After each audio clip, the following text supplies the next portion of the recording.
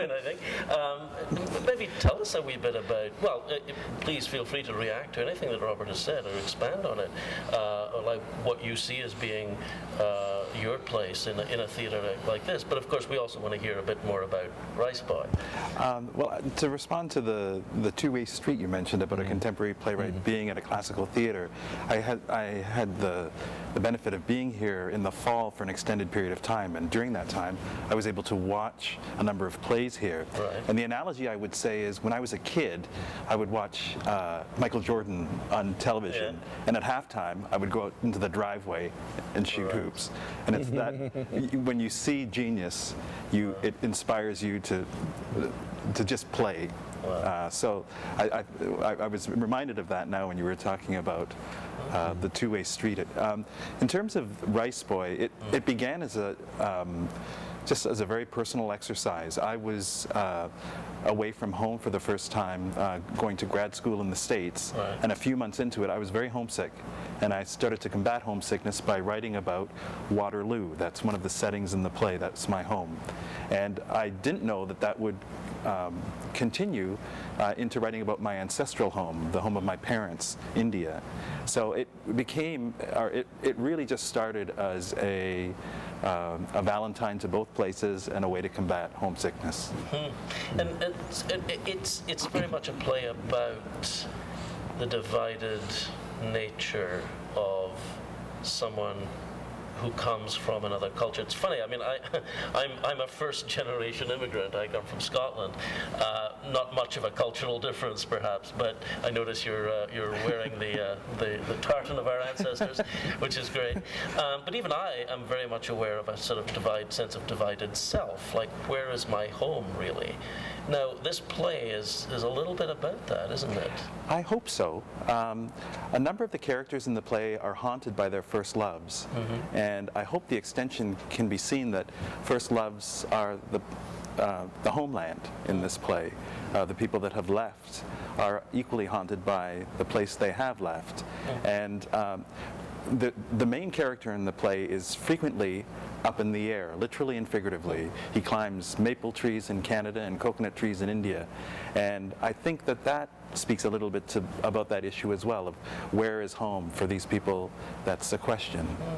You know, you mentioned that you were here earlier. That was for the playwrights retreat. Playwrights retreat that we held here back in the fall, right? Maybe we should hear a little bit about that, because that's obviously part of this whole process. Well, I think part of what we're trying to do and now at Stratford, under Des's direction, to make living writers part of the group of amazing artists that are here in residence at the Stratford Shakespeare Festival, is to bring people here to work on projects and to give them the opportunity to write perhaps away from home. And I think it may not be obvious to all of you out there, but the great distractions when you're writing at home are the distractions of family, the distraction of the phone, the distraction of the internet, and the opportunity for writers to get away from all of that.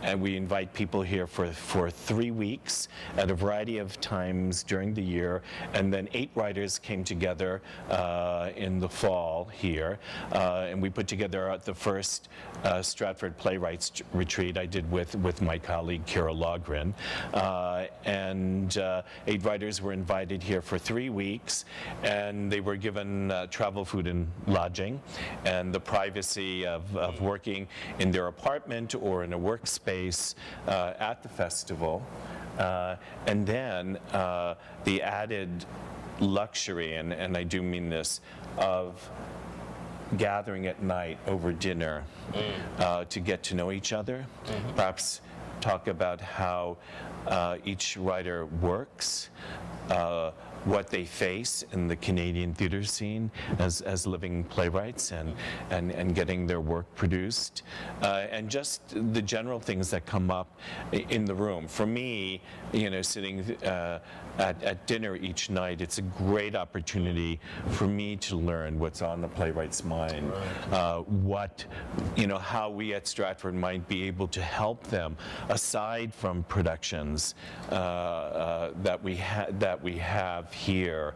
I kept on hearing from writers again and again, Sunil, you know, that, you know, the great frustration of having 2 or 3 productions and then not having more productions beyond that, and perhaps even, you know, you can talk about this as well. You decided to revise a play for a number of reasons.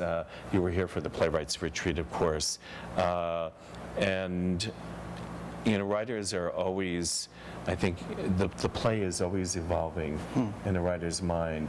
And there's some great playwrights. Bertolt Brecht, for example, rewrote his plays constantly, and sometimes 20 years later. Sure.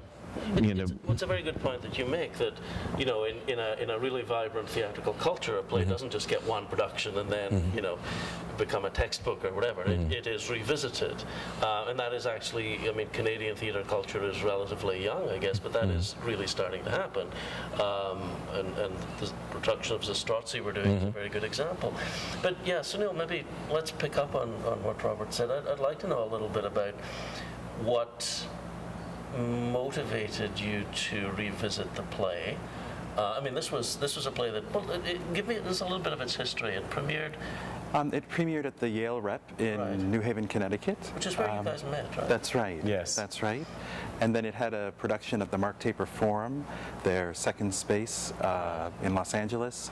And then it had a production at Can Stage in Toronto. So it had a few lives at very fantastic places. Yeah. And I actually met Sunil because I was invited to a reading of an early draft of Rice Boy. Right. And I met Sunil in New York. That's right. At that reading, and struck up an acquaintanceship with him and his work. Okay. So you now that it's being produced here, you felt the need to revisit it. Well, it was an odd feeling. Last May, this play received a staged reading here, and I hadn't visited the play for years, and I found myself impulsively picking up the pen and marking up the script as the reading was going on. And again, I'll default to analogy. I felt that it was like watching an 8-year-old son walk out the door to his first job interview, and I notice he has ketchup on his shirt.